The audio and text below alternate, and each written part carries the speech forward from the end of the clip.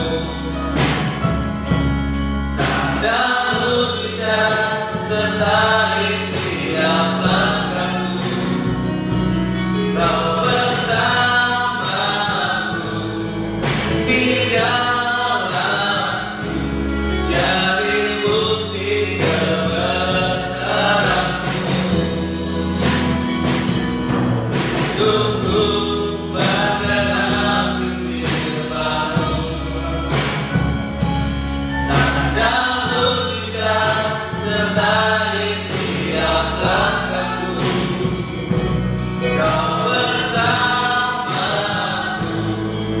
tidak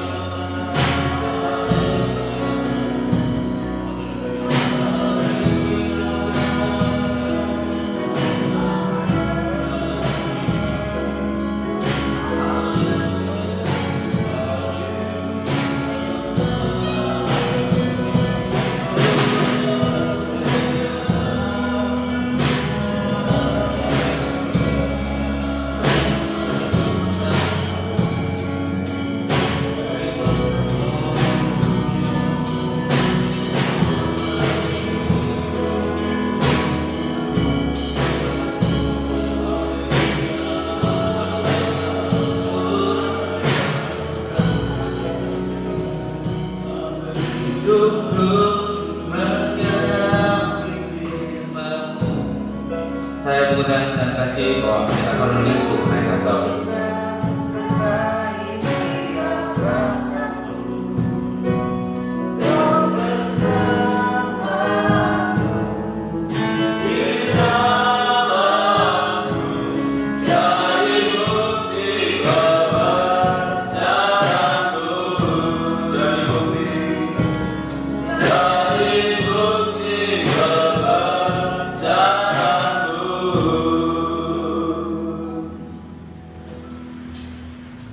Hati kami melimpah dengan ucapan syukur pagi hari ini Tuhan untuk anugerah-Mu yang Kau nyatakan dalam kehidupan kami, baik lewat kekuatan, kesehatan, perpanjangan umur yang masih Tuhan anugerahkan dalam kehidupan kami, sehingga pagi hari ini memungkinkan kami untuk kami dapat menghampiri tata kasih karunia-Mu lewat ibadah yang Engkau sediakan di dalam kehidupan kami.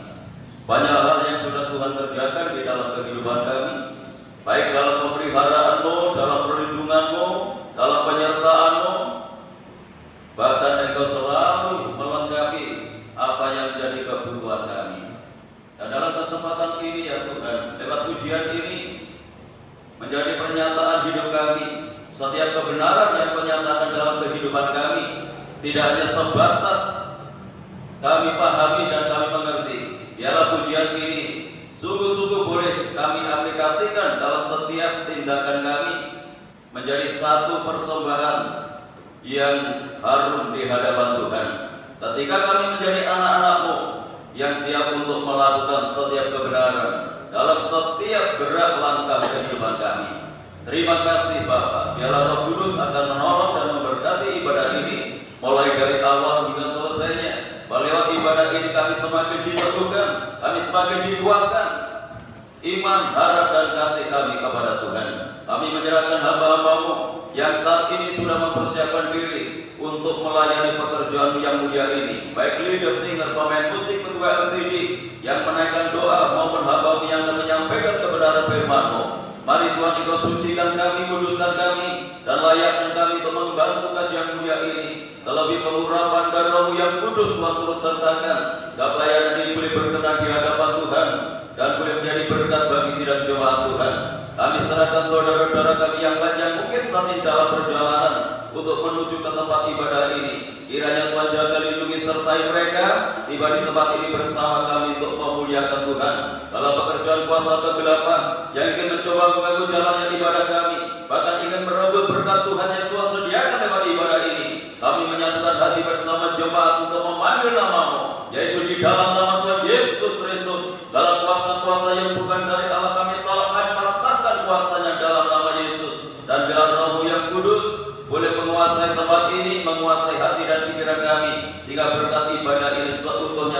menjadi bagian di dalam kehidupan kami. Tuhan berkati tiap gereja-gerejamu yang saat ini mengadakan ibadah yang sama itu kami lakukan. Bagaimana Tuhan memberkati kami, Tuhan memberkati mereka semuanya, agar nama Tuhan dipermuliakan. Hanya di dalam nama Tuhan Yesus Kristus Kepala Gereja, kami serahkan segala doa kami buka ibadah kami pagi hari ini. Dan yang siap untuk memuliakan Tuhan, mari bersama kita katakan, amin.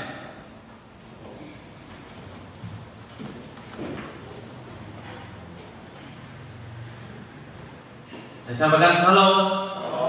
Ada sukacita Bapak Ibu di Tuhan. Biarlah pagi hari ini kita mau dengan yang terbaik bagi kemuliaan nama Tuhan. Hati dan pikiran kita fokus untuk memuji dan memuliakan nama Tuhan. Suka-suka Tuhan.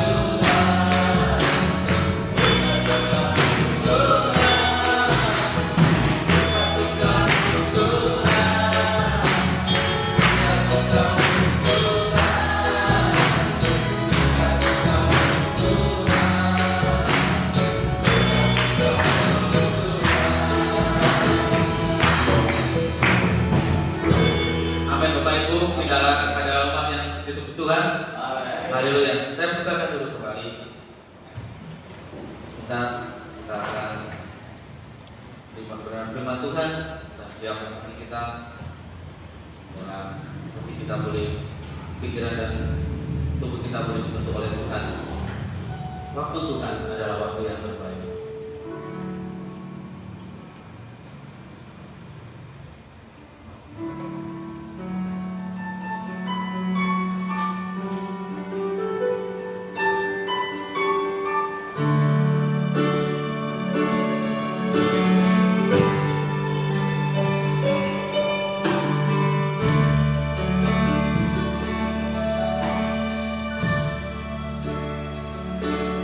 Dan kau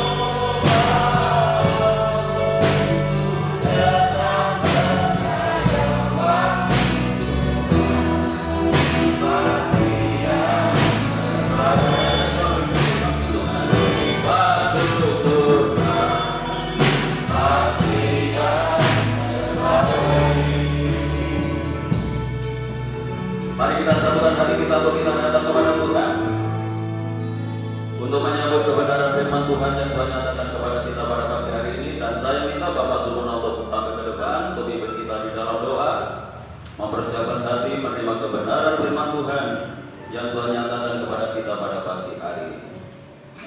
Segala puji, hormat, syukur hanya kepadamu Allahku Yesus Kristus, Allah yang layak disembah, dipuji dan diagungkan. Lalu pada saat ini kami sudah berada di tengah-tengah tempat yang kudus ini, bukan oleh karena usaha serta kekuatan kami, namun semata oleh kasih kemurahan-Mu Tuhan, sehingga Tuhan kami boleh menyerahkan segenap hidup ini demi kebesaran dan kemuliaan-Mu Tuhan. Dan hadirat-Mu boleh kami rasakan dengan semangat dan gairah kami untuk menyembah, memuji, dan mengagungkan nama-Mu Tuhan. Kiranya kami serahkan semua yang terlibat di dalam pelayanan, kami serahkan di dalam tangan kuasa-Mu. Hanya oleh karena campur tangan Tuhan saja mereka Engkau pakai demi kebesaran dan kemuliaan-Mu Tuhan. Terlebih ya Tuhan, pada saat ini Tuhan kami akan menerima sebagian daripada kebenaran firman-Mu Tuhan. Pakai hamba-Mu sebagai saluran berkat untuk membawa Tuhan sidang jemaat-Mu boleh diperbaharui dari hari ke hari, sehingga di dalam pengiringan mereka Tuhan, jemaat-Mu Tuhan tetap mengandalkan Engkau sebagai Allah dan Juru Selamat. Sekali lagi kami serahkan hamba-Mu, pakai hamba-Mu sebagai saluran berkat untuk mengungkapkan rahasia firman-Mu, sehingga kami terima dengan rasa syukur kami Tuhan, sehingga Tuhan nanti pulang damai sejahtera, sukacita boleh kami alami Tuhan. Terima kasih Bapa, terima kasih. Segala puji hormat bagi Tuhan. Hanya di dalam nama Tuhan kami Yesus Kristus kami Tuhan serahkan di dalam tangan kuasa-Mu Tuhan, di dalam nama Tuhan kami Yesus Kristus. Haleluya. Amin. Amin. Silakan duduk kembali. Bapak Ibu Saudara yang dikasihi oleh Tuhan, saya sampaikan shalom. Selamat berjumpa kembali di dalam kasih Tuhan kita Yesus Kristus. Hanya oleh karena anugerah dan kemurahan Tuhan, pagi hari ini kita dipertemukan kembali lewat ibadah raya yang Tuhan sediakan di dalam kehidupan kita. Saya sampaikan selamat datang untuk Bapak Irawan yang baru pertama kali untuk mengikuti ibadah di tempat ini. Puji Tuhan. Bapak Ibu yang dikasihi oleh Tuhan, pagi hari ini tema kita adalah senang di tempat kediaman Tuhan, yang tertulis di dalam Mazmur pasal yang ke-84, ayat yang kedua sampai ayat yang ke-8.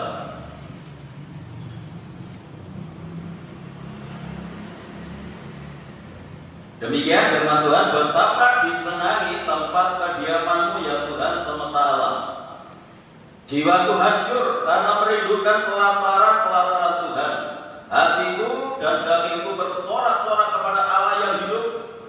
Bahkan burung pipit telah mendapat sebuah rumah, dan burung layang-layang sebuah sarang, tempat menaruh anak-anaknya pada mezbah-mezbah-Mu ya Tuhan semesta alam. Ya Rajaku dan Allahku, berbahagialah orang-orang yang diam di rumah-Mu, yang terus-menerus memuji-muji Engkau. Berbahagialah manusia yang kekuatannya di dalam Engkau, yang berhasrat mengadakan ziarah. Apabila melintasi lembah baka, mereka membuatnya menjadi tempat yang bermata air. Bahkan hujan pada awal musim menyelubunginya dengan berkat. Mereka berjalan makin lama makin kuat hendak menghadap Allah di Sion. Puji Tuhan. Bapak Ibu yang dikasihi oleh Tuhan, ayat yang kedua di sana diungkapkan bahwa Bani Korah ini adalah orang yang selalu ingin dekat dengan Tuhan, senang diam di rumah Tuhan. Dan orang yang seperti ini adalah orang-orang yang memiliki kedewasaan di dalam kehidupan rohaninya, atau manusia rohani. Kalau manusia duniawi tidak mungkin senang tinggal di rumah Tuhan. Mungkin senang tinggal di kafe, mungkin senang tinggal di mall, mungkin senang jalan-jalan, senang di tempat-tempat yang menyenangkan dagingnya. Itu adalah manusia duniawi. Wajar kalau manusia duniawi itu senang di tempat-tempat seperti ini untuk memuaskan, untuk menyenangkan dagingnya. Tetapi tidak demikian anak Tuhan yang memiliki kedewasaan kehidupan rohaninya atau yang disebut manusia rohani, pasti mereka adalah orang yang senang tinggal di rumah Tuhan, senang tinggal di bait Allah. Ini menunjukkan bahwa mereka adalah orang yang dewasa dalam kehidupan rohaninya, atau yang disebut manusia yang rohani, bukan manusia yang duniawi. Memang latar belakang kita ini adalah manusia yang duniawi. Siapa orang yang tidak senang dengan masalah-masalah dunia ini? Ketika kita terikat di dalamnya, maka Tuhan mengangkat kehidupan kita. Tuhan datang untuk menolong kehidupan kita dari manusia yang jasmani, dari manusia yang duniawi ini menjadi manusia yang rohani. Jadi memang konsep hidup kita sebagai orang yang percaya itu berbeda dengan orang yang tidak mengenal kepada Tuhan. Dan ini menunjukkan bahwa mereka itu adalah orang yang mengasihi kepada Tuhan. Banyak anak Tuhan yang menyatakan, aku mengasihi Tuhan, aku cinta Tuhan, tetapi tidak senang tinggal di rumah Tuhan. Ketika ibadah-ibadah itu sudah disediakan untuk kita yang seharusnya kita harus ada di dalamnya, kita malah berada di tempat yang lain. Tetapi ketika ditanya, aku walaupun datang ke gereja, aku tetap mengasihi Tuhan. Walaupun aku tidak di gereja, aku tetap cinta Tuhan. Lo cinta yang seperti apa kalau kita ini tidak senang tinggal di rumah Tuhan? Bapak Ibu yang dikasih oleh Tuhan, kalau kita cinta dengan seseorang, senang gak tinggal bersamanya? Lo ini cara logis saja. Kalau kita senang dengan seseorang, pasti kita senang tinggal bersama orang yang kita cintai. Gak mungkin dia senang di tempat yang lain. Dia pasti akan senang tinggal di tempat orang yang disenangi. Jadi kalau kita itu cinta kepada Tuhan, ya kita wujudkan kasih kita itu, cinta kita itu ketika kita senang tinggal di rumah Tuhan. Sama dengan pernyataan di dalam Mazmur pasal yang kedua ini. Ini memang membuktikan bahwa orang ini adalah orang yang mengasihi kepada Tuhan, yang diwujudkan kesenangannya untuk dekat dengan Tuhan, kesenangannya tinggal bersama dengan Tuhan di dalam bait-Nya. Ya, puji Tuhan. Darahku yang dikasih oleh Tuhan. Dan ayat yang ketiga di sana dikatakan, jiwaku hancur karena merindukan pelataran Tuhan. Hatinya hancur oleh karena rindu, oleh karena cinta, karena ingin mewujudkan kasihnya kepada Tuhan, sampai hancur hatinya. Yang berbeda dengan manusia duniawi, hancur hatinya karena apa? Karena rindu Tuhan atau karena yang lain?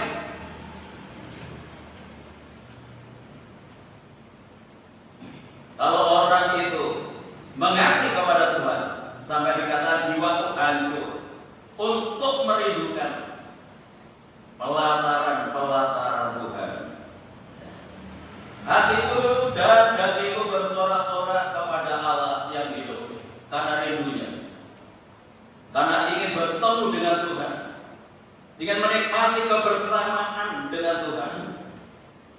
Di sana ada sukacita. Dan jadi di dalam bait Allah itu kita harus merasakan ini. Memang diawali dengan hati yang rindu kepada Tuhan. Dimulai dari hati yang kepengen berjumpa dengan Tuhan, sehingga di dalam hatinya itu ada pujian, dalam hatinya itu ada sorak-sorai, persembahkan kepada Tuhan. Ini seharusnya ada di dalam kehidupan kita. Orang yang percaya kepada Tuhan, yang terpujilah nama daripada Tuhan. Bapak Ibu yang dikasihi oleh Tuhan, orang yang cinta rumah Tuhan, orang yang ingin berdiam di rumah Tuhan, itu membangkitkan kasihnya Tuhan. Kalau dalam Yohanes pasal 2 itu membakar hatinya Tuhan. Yuk kita baca Yohanes pasal yang kedua. Sana juga telah menghanguskan. Injil Yohanes pasal yang kedua ayat yang ke-17. Maka teringatlah murid-muridnya bahwa ada tertulis, cinta untuk rumahmu menghanguskan aku. Jadi cinta kepada rumah Tuhan itu menghanguskan hatinya Tuhan, membakar kasihnya Tuhan dalam kehidupan kita. Jadi kalau kita ingin menggerakkan hatinya Tuhan, mari kita senangkan hatinya Tuhan. Lewat kita senang tinggal di rumah Tuhan, kita senang tinggal dalam ibadah, karena di sana kita akan bertemu dengan Tuhan. Di sana kita akan berjumpa dengan Tuhan. Di sana kita akan mendapatkan kasih-Nya. Karena ketika kita hadir, itu menggerakkan hatinya Tuhan, membangkitkan kasih-Nya Tuhan, membangkitkan perhatian Tuhan itu di dalam kehidupan kita. Itu kita yang harus memulai. Tuhan sudah memulai di dalam kehidupan kita untuk menyatakan, untuk mewujudkan kasih-Nya itu dalam kehidupan kita. Ketika kita masih berdosa, Dia rela mati di atas kayu salib. Gak tanggung-tanggung pengorbanan Tuhan. Segalanya ditinggalkan, kemuliaannya ditinggalkan, keagungannya ditinggalkan, demi untuk menyatakan kasih-Nya dalam kehidupan kita. Bukan manusia yang sempurna, bukan manusia yang gak salah, justru ketika kita masih berdosa. Pada umumnya kalau orang mengasihi, ketika orang itu ada kelebihan, itu sudah wajar. Jadi kalau ada kelebihannya, orang itu bisa mengasihi. Tetapi tidak demikian Tuhan dalam kehidupan kita. Ketika kita dalam keadaan dosa, justru di sana Tuhan menyatakan kasih-Nya dalam kehidupan kita, sampai Dia rela mati di atas kayu salib. Inilah kasih. Kasih itu memang berkorban. Kasih itu berkorban untuk yang dikasih. Dan tidak ada teladan lain di dalam dunia ini yang harus menjadi patron kehidupan kita dalam mewujudkan kasih, selain hanya Tuhan yang harus menjadi patokan kasih kita, yaitu ketika Dia rela berkorban untuk menyatakan kasih-Nya dalam kehidupan kita. Nah, untuk itu Tuhan juga ingin menemukan setiap umatnya, setiap jemaatnya, setiap anak-anaknya juga memiliki kasih seperti kasih-Nya Tuhan. Jadi kalau kita saja ketika kita mengasihi seseorang, tentu harapan kita supaya kita juga ada timbal balik, supaya mereka juga mengasihi. Dan Tuhan juga ingin mendapatkan kehidupan jemaatnya, kehidupan umatnya yang memiliki kasih seperti yang dimiliki oleh Tuhan, yang harus rela berkorban. Bapak Ibu yang dikasihi oleh Tuhan, ketika kita hadir di tempat ini, ketika kita meluangkan waktu untuk kita beribadah kepada Tuhan, itu pun juga salah satu pengorbanan yang sudah kita lakukan. Kita tinggalkan kesibukan kita, kita tinggalkan kegiatan-kegiatan kita tinggalkan usaha kita, mungkin yang menguntungkan jasmani kita tinggalkan. Walaupun itu sudah kita lakukan, kalau kita melihat kasihnya Tuhan belum sebanding dengan apa yang Tuhan kerjakan di dalam kehidupan kita. Nah, untuk itu kasih itu harus terus dibangun. Kasih itu harus terus dipupuk. Ketika kita datang kepada Tuhan, di sanalah Tuhan akan mengerjakan kehidupan kita sampai kita nanti memiliki kasih seperti kasihnya Tuhan. Jadi konsep hidup kita tidak lagi mengarah kepada dunia ini yang pada akhirnya nanti kita tinggalkan, tetapi kasih kita mengarah kepada Tuhan, dan kita akan hidup bersama dengan Tuhan, tidak hanya ketika kita ada di dalam dunia ini, sampai ke dalam keabadian bersama dengan Tuhan. Ya, puji Tuhan. Bapak Ibu yang dikasihi oleh Tuhan, lalu apa yang kita dapatkan? Tentu banyak orang yang seperti ini. Apa yang kita dapatkan ketika kita datang kepada Tuhan, ketika kita beribadah kepada Tuhan? Itu pasti setiap orang mempunyai tujuan seperti ini. Walaupun sebenarnya sudah banyak hal yang sudah Tuhan nyatakan dalam kehidupan kita. Kalau kita ada sampai hari ini, itu adalah kemurahan Tuhan, itu adalah wujud kasih Tuhan yang Tuhan nyatakan kepada kita. Tetapi lewat ibadah yang kita kerjakan, di sana pun Tuhan masih mencurahkan berkatnya di dalam kehidupan kita. Pada ayat yang kelima di sana, hasil orang di rumah Tuhan itu berbahagia, katanya. Apa kebahagiaannya ketika kita ada di dalam rumah Tuhan? Yang pertama itu kita boleh mendengar firman Tuhan. Di dalam Wahyu pasal 1 ayat yang ketiga, berbahagialah orang yang membaca, yang mendengar dan melakukan. Jadi ketika kita mendengar firman Tuhan itu merupakan kebahagiaan.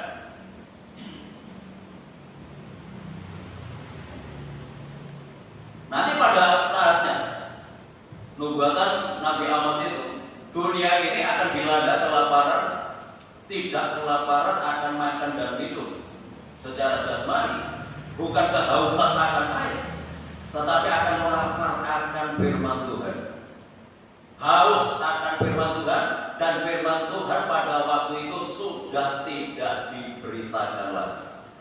Ini akan melanda dunia. Jadi hari-hari ini sebenarnya kesempatan di mana kita ini harus mengumpulkan sebanyak mungkin kebenaran firman Tuhan yang Tuhan nyatakan di dalam kehidupan kita. Jadi saat ini adalah masa-masa kelimpahan yang Tuhan sediakan dalam kehidupan kita. Dan nanti kita akan menghadapi masa kekeringan di mana kita tidak akan mendapatkan firman ini.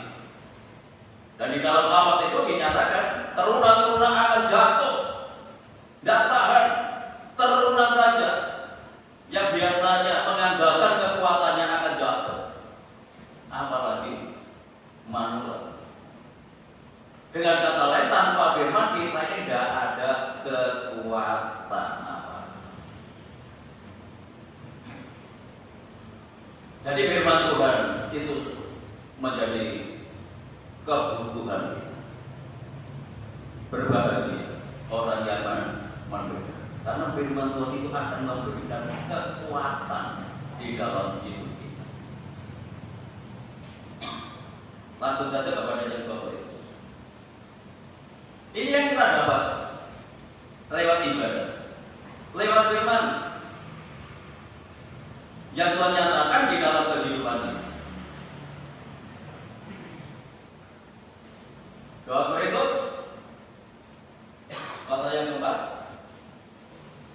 Tetapi harta ini kami punyai dalam bejana tanah liat, supaya nyata bahwa kekuatan yang berlimpah-limpah itu berasal dari Allah, bukan dari diri kami. Dalam segala hal kami ditindas, namun tidak terjepit. Kami habis akal, namun tidak putus asa. Kami dianiaya, namun tidak ditinggalkan sendirian. Kami dihempaskan, namun tidak binasa. Ya, puji Tuhan. Pernyataan Rasul Paulus. Harta ini kami punyai dalam bejana tanah liat,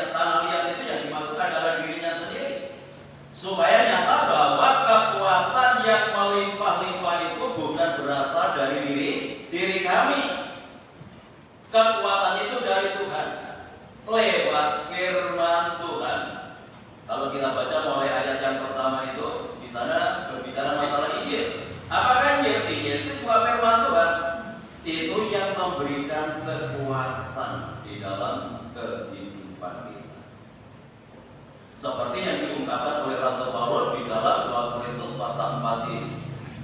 Jadi ketika kita mendengar firman Tuhan, ketika kita beribadah kepada Tuhan, di sana ada kekuatan ilahi yang Tuhan nyatakan di dalam kehidupan kita. Jika kita menjadi anak Tuhan yang kuat dalam menghadapi segala goncangan, apapun bentuk goncangan yang saat ini mungkin melanda di dalam kehidupan kita, kita tidak akan mampu dengan kekuatan kita sendiri. Ya, karena kekuatan kita itu terbatas, kemampuan kita itu terbatas. Ketika kita menyadari bahwa segala sesuatu yang ada dalam diri kita itu terbatas, ya mari kita bersandar kepada pribadi yang tidak terbatas, yaitu pribadi Tuhan yang dinyatakan kekuatannya itu lewat firman. Seperti pengalaman Rasul Paulus yang diungkapkan dalam ayat yang ke-8, dalam segala hal kami ditindas. Ini masalah yang cukup berat bagi Paulus, seolah-olah dia ditindas. Ya, namun kami tidak terjepit, kami habis akal, namun tidak putus asa, dianiaya, tetapi tidak merasa ditinggalkan. Ada satu kekuatan ilahi yang dia dapatkan lewat persekutuannya dengan Tuhan. Dalam situasi seperti ini, kita tidak mampu, kita tidak tahan ya untuk menghadapi dunia yang kacau balau seperti ini keadaannya, kondisinya. Tidak ada kekuatan yang lain yang bisa kita andalkan kecuali kekuatan dari Tuhan yang memampukan hidup kita. Kalau mungkin seolah-olah kita ini sudah habis akal saat ini menghadapi masalah, menghadapi persoalan, baik persoalan rumah tangga, persoalan ekonomi, persoalan pekerjaan, persoalan kesehatan, dan masih mungkin banyak persoalan-persoalan yang lain ya, yang Tuhan izinkan terjadi di dalam kehidupan kita. Tidak ada kekuatan yang lain yang bisa kita andalkan kecuali kekuatan daripada Tuhan. Walaupun menghadapi situasi dan kondisi yang menghimpit seperti ini, namun dia katakan tidak putus asa. Kenapa tidak putus asa? Karena ada kekuatan ilahi. Bapak Ibu yang dikasih oleh Tuhan, ya banyak orang yang katakan untuk menghadapi kerasnya hidup hari-hari. Mungkin karena ekonomi, mungkin masalah kesehatan atau masalah-masalah yang lain, ambil jalan pintas untuk mengakhiri hidup dengan cara pintas karena data, atau mungkin dia mempunyai satu keputusan bahwa itu adalah jalan yang terbaik. Seringkali saya nyatakan orang yang mengakhiri hidupnya dengan cara bunuh diri tidak ada tempat dalam kerajaan Allah.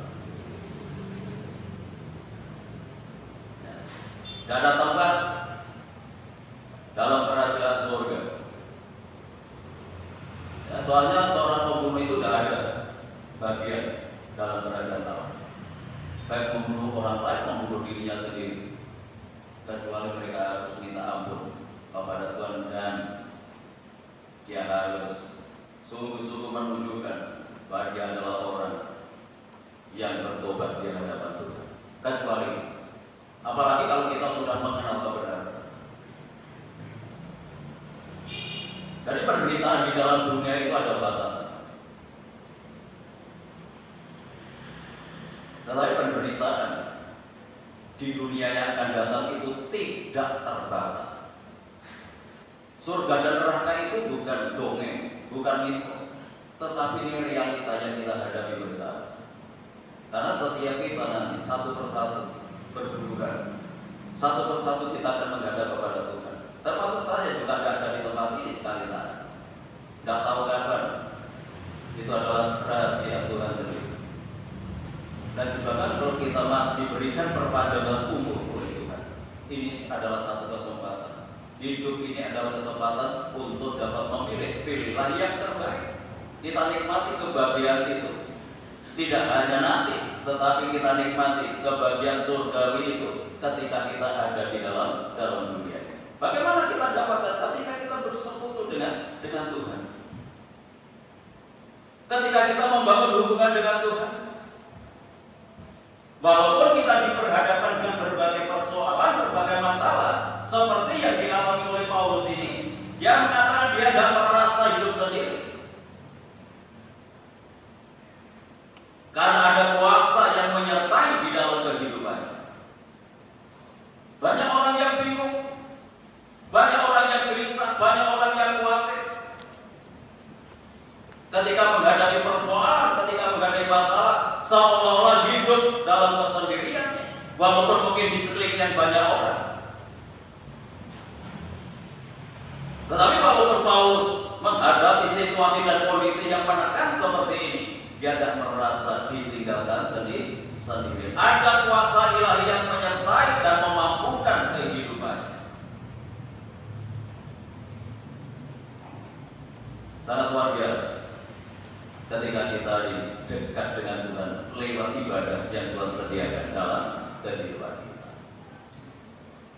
Ya, 2 Korintus pasal 12, mungkin kalau di sana ada bisa ditambahkan dulu. 2 Korintus tentang 2 Korintus pasal yang 12. Ayat yang 8. Tentang hal itu aku sudah 3 kali berseru kepada Tuhan supaya utusan iblis itu mundur daripadaku. Tetapi jawab Tuhan kepadaku, cukuplah kasih karuniaku bagimu, sebab justru dalam kelemahanlah kuasaku menjadi sempurna. Sebab aku terlebih suka aku bermegang atas kelemahanku, supaya kuasa Kristus turun menaungi aku. Karena itu aku senang dan rela di dalam kelemahan, di dalam siksaan, di dalam kesukaran, di dalam penganiayaan dan kesesakan oleh karena Kristus. Sebab ketika aku lemah, maka aku kuat. Ini seorang rasul yang sangat luar biasa. Rasul Paulus saat itu diizinkan oleh Tuhan mengidap sebuah penyakit yang memang tidak dijelaskan di sana. Ya, ketika sakitnya itu kamu seperti ditusuk-tusuk duri. Ya. Ini utusan iblis yang menggocok Paulus pada saat itu. Dia sudah berdoa, dinyatakan sudah berdoa kepada Tuhan sampai 3 kali. Bukan berarti Tuhan tidak menjawab, tetapi Tuhan jawabannya, cukuplah kasih karuniaku bagimu. Ketika kamu lemah, ketika aku lemah, maka aku menjadi kuat oleh karena kasih karunia. Padahal Paulus itu adalah rasul yang sangat luar biasa. Kok jangankan tumpangan tangannya, sampai satu tangannya itu bisa menyembuhkan orang. Dipakai dalam hal kesembuhan Rasul Paulus itu. Dipakai dalam hal untuk menyatakan mujizat Tuhan. Tetapi ketika dia sakit, dia berdoa kepada Allah dan sembuh. Coba kalau orang sekarang, kalau ada bantuan berdoa tidak sembuh, berdoa untuk dirinya sendiri tidak sembuh, mungkin dipandang sebelah mata. Jadi setiap peristiwa yang Tuhan izinkan terjadi, Tuhan punya rencana. Dan Rasul Paulus mengerti, memahami akan kehendak daripada Tuhan ini. Nah, itu sebabnya ketika dia sudah berdoa kepada Tuhan dan jawaban Tuhan, cukup kasih karuniaku bagimu, dia sudah mengerti apa yang menjadi kehendak Tuhan. Dan itu sebabnya dia tidak putus asa, dia tidak kecewa kepada Tuhan. Ketika jawaban Tuhan, cukup kasih karuniaku bagimu. Kasih karunia itu adalah kemurahan. Kasih karunia itu adalah anugerah pemberian Tuhan. Diberi apa oleh Tuhan? Kalau dia itu diberi perpanjangan umur oleh Tuhan, itu adalah kasih karunia. Kalau Tuhan itu memberikan kekuatan ketika dia lemah, itu Sehingga dalam kondisi yang seperti ini dia tidak putus asa, malah dia bangga. Dinyatakan dalam ayat 10, karena itu aku senang dan rela di dalam kelemahan, di dalam siksaan, dalam kesukaran, dalam penganiayaan. Dan siapa orang yang senang dalam situasi dan kondisi seperti ini? Walaupun tidak sama ya, seperti yang kita alami saat ini. Tentu kita tidak senang dalam situasi dan kondisi saat ini. Tapi memang Rasul Paulus mempunyai konsep hidup yang berbeda. Justru dalam kelemahan itulah kuasa Tuhan semakin sempurna dalam diri. Jadi kalau kita itu merasa diri kita lemah, kan banyak orang itu merasa dirinya kuat. Jadi ketergantungannya kepada Tuhan itu tidak sungguh-sungguh. Ketika Rasul Paulus itu merasa bahwa dirinya itu lemah, dan ada kekuatan, dan ada daya, ketergantungannya kepada Tuhan itu lebih sungguh-sungguh. Jadi kita buktikan kita ini merasa lemah atau merasa kuat. Sejauh mana ketergantungan hidup kita kepada Tuhan dalam menghadapi situasi dan kondisi seperti ini. Itu sebabnya kita ini digambarkan seperti carang, dan Tuhan itu sebagai pokok anggur. Carang itu bisa hidup ketika carang itu melekat kepada pokok. Dan ada carang bisa hidup dengan sendirinya tanpa melekat pada pokok. Dan kita ini digambarkan bagaikan carang. Carang itu sudah ada kekuatan yang lain dan ada penghidupan dari yang lain, kecuali dia nempel pada pokok. Nah, pokoknya itu adalah Tuhan Yesus Kristus sendiri. Kita tidak ada kekuatan yang lain, tidak ada sumber pertolongan dari yang lain, kecuali hidup kita nempel melekat kepada Tuhan. Kalau carang itu renggang dari pokoknya, apalagi jauh dari pokoknya, kelihatannya hijau hanya sesaat. 1, 2 hari, 3 hari akan menjadi kering. Itulah kehidupan kita. Kita tidak bisa berbuat apa-apa di luar Tuhan. Dan nanti kalau di luar dibaca Yohanes pasal yang ke-15, masalah pokok anggur dan carang. Jadi di luar Tuhan kita tidak bisa berbuat apa-apa. Ini yang kita dapatkan ketika kita ada di rumah Tuhan. Ada kekuatan ilahi yang Tuhan nyatakan lewat firman. Yang bagian yang ketiga,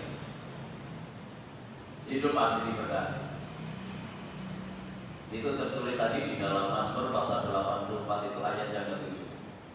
Kita baca Mazmur pasal 118 ayat yang ke-26 untuk menyatakan bahwa Tuhan itu memberkati dari baitnya. Mazmur 118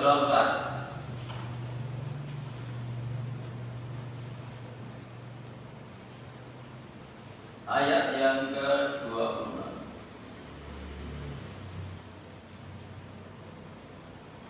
Diberkatilah dia yang datang dalam nama Tuhan. Kami memberkati kamu dari dalam rumah Tuhan. Luar biasa. Jadi Tuhan sediakan berkat di dalam rumah. Dan di dalam rumah Tuhan itu pasti ada berkat yang Tuhan sediakan dalam kehidupan kita. Yang pertama tadi berkat kekuatan. Dan ini adalah berkat materi yang kita butuhkan. Itu pasti, itu janji Tuhan. Jadi orang yang beribadah kepada Tuhan itu berkat kita itu ganda, berkat kita itu double. Tidak hanya ketika kita hidup di dalam dunia ini, berkat ibadah itu membawa kita sampai kepada hidup yang akan datang.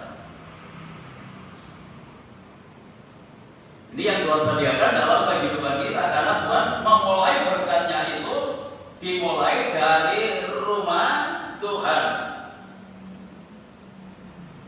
tinggal kepada kita meresponi akan kebenaran ini. Kita yakin tidak akan kebenaran ini.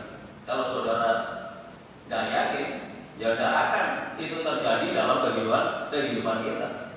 Kalau saudara yakin bahwa Tuhan itu memberkati dimulai dari rumahnya, lakukan, kerjakan apa yang Tuhan nyatakan kepada kita pada pagi hari ini. Tuhan itu gak ingin melihat anak-anaknya yang terus dalam kesulitan dan kesulitan. Kesulitan itu ada batasnya. Ada batasnya. Tuhan kan mampu kekuatan kita. Tuhan itu memberikan ujian tidak melebihi kekuatan kita.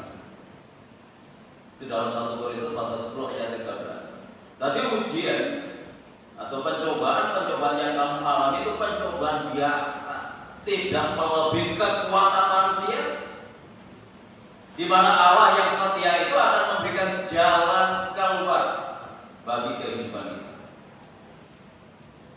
Jadi jangan mengatakan persoalan yang kita alami saat ini adalah persoalan yang luar biasa. Dan seringkali kita merasa seperti itu. Itu perasaan kita. Ketika kita merasa bahwa persoalan yang kita hadapi itu adalah persoalan yang lebih besar dari persoalan orang lain, kita akan semakin kecil memandang kuasa daripada Tuhan. Kalau persoalan itu kita anggap adalah persoalan yang biasa, kita akan semakin meyakini kebesaran kuasa Tuhan yang sanggup untuk menyelesaikan masalah persoalan yang kita hadapi. Nah, itu sebabnya jangan memandang, jangan melihat persoalan yang kita hadapi saat ini. Tetapi adalah kuasa Tuhan yang jauh lebih besar dari persoalan yang kita hadapi saat ini. Ya, puji Tuhan. Yang terakhir ini kembali saja kepada Mazmur tadi, pasal 24.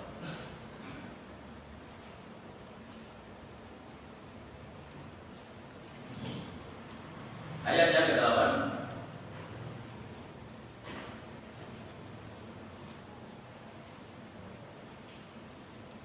Mereka berjalan makin lama makin kuat hendak menghadap Allah di Sion.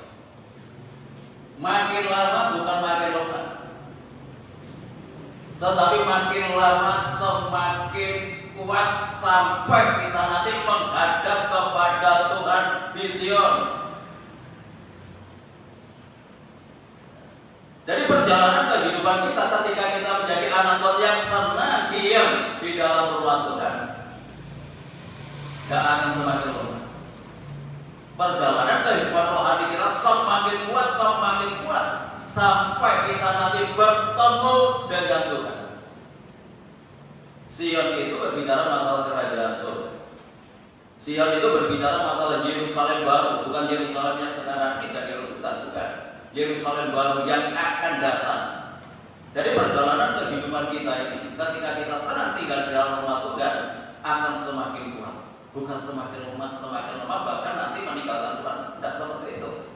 Semakin kuat sampai kita nanti menghadap kepada Tuhan, bertemu dengan Tuhan. Ini berkat yang luar biasa yang tersediakan dalam kehidupan kita. Tuhan Yesus memberkati. Kita pujikan satu pujian. Tuhan adalah kekuatan.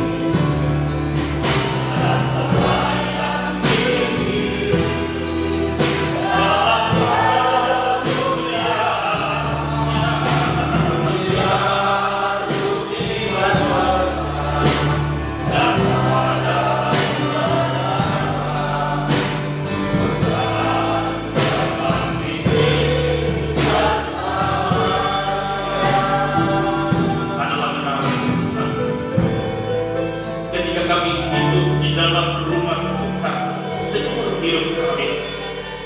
Dalam artian kami membangun persekutuan yang intim erat bersama dengan Tuhan dalam kehidupan yang nyata dari kesehatan. Sesungguhnya kami hidup bersama Tuhan tanpa batas. Kami dimampukan melakukan yang Tuhan mau dan Tuhan kehendaki. Bersyukur buat kebenaran firman di pagi hari ini. Dalam Pemazmur yang telah terbaca dan hamba sampaikan, kiranya Roh Kudus menerangkan lebih dalam, lebih jauh, bahkan memampukan kami untuk merespon firman-Mu, agar kami sungguh-sungguh mengerti, lalu melakukan dalam kehidupan yang nyata dari hari ke hari. Di tengah-tengah situasi dan kondisi dunia yang sedang memprihatinkan ini, kiranya kami justru melihat jauh ke depan, bahwa tantangan hidup hari-hari ini dijadikan menjadi pemicu untuk kami terus maju bersama Tuhan dalam membangun persekutuan secara pribadi dengan Tuhan. Kami belajar tekun berdoa, bahkan rajin belajar firman, belajar memahami, terlebih kami mau belajar untuk melakukan, agar kami tidak hanya sebatas cerdas, mampu berbicara, tapi kami sungguh-sungguh dimampukan untuk mengaplikasikan firman-Mu dalam kehidupan yang nyata dari hari ke hari, agar banyak orang mengenal Engkau, banyak orang percaya kepada Engkau, kerajaan Allah yang berluaskan di tengah-tengah dunia ini, bahkan firman-Mu digenapi, bahwa Engkau tidak menghendaki satupun binasa, Engkau menghendaki seluruh umat manusia di bumi ini menerima keselamatan yang berasal daripada Engkau. Itulah kehendak-Mu untuk kami lakukan dan perbuat di tengah-tengah dunia ini, sehingga Engkau menempatkan kami di tengah-tengah dunia ini, laksana domba di tengah-tengah serigala. Terima kasih Bapa buat kebenaran firman-Mu, diberkati hamba-Mu yang telah berbicara dalam tugas pelayanan. Tuhan urapi lebih jauh, nyatakan pemakaian-Mu, bahkan Engkau mengaruniakan roh hikmat mujizat, sehingga firman telah terus tersampaikan dengan leluasa, tanpa terbatas oleh situasi kondisi atau apapun yang ada di sekeliling kita. Diberkati keluarga hamba-Mu, diberkati tugas tanggung jawab keluarga rumah tangga, dan dibuat berhasil dalam segala perkara. Diberkati kami semua yang telah mendengar dan merespon firman-Mu ini dan ke depan.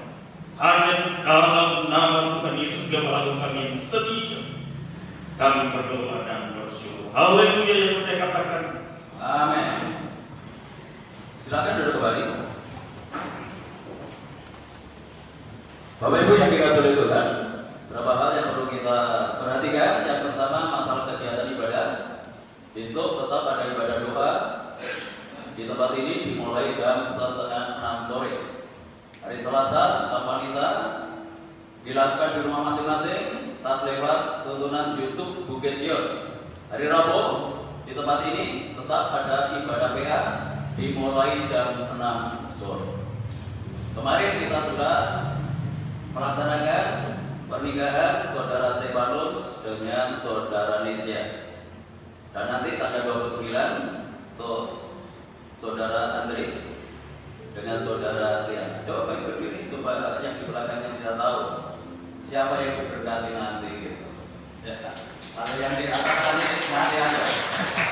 Ya, dan nanti tanggal 29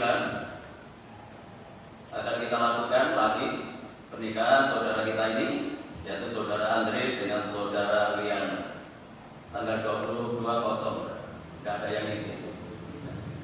Ya, terpujilah nama Tuhan. Dan nanti untuk berdoa untuk saudara-saudara kita, baik yang sakit maupun yang mengalami persoalan-persoalan, kita doakan supaya Tuhan memberikan jalan keluar. Tidak ada pemat yang lain, saya undang semua kami berdiri. Kita akhiri ibadah kita pagi hari ini dengan satu pujian bermulialah nama Tuhan.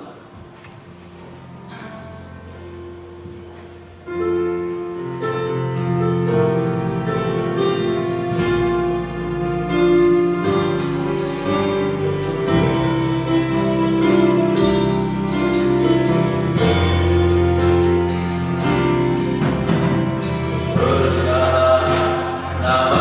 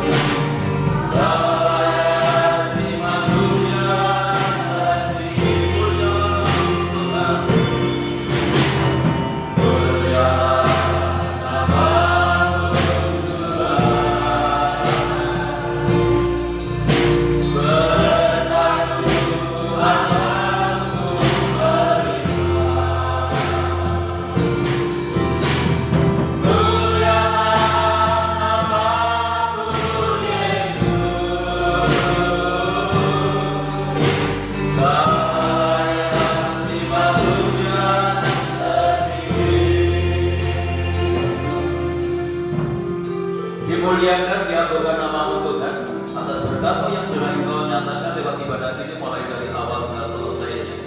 Sebelum kami tinggalkan tempat ini, kami menyerahkan pergumulan Bapak Ibu kami yang berkenaan dengan kondisi kesehatannya. Kami tetap berdoa untuk Ibu Gembala, kami berdoa untuk Ibu Sudarmiase, untuk Ibu Yaya, serahkan untuk persoalan Bapak Edi Susanto. Demikian pula kami berdoa, ya Tuhan, untuk Ibu Veronica, untuk Ibu Ita Titus, ke dalam tangan-Mu kami percaya kuasa Tuhan yang tidak terbatas sanggup untuk menyelesaikan persoalan-persoalan yang dihadapi oleh anak-anak-Mu di tempat ini.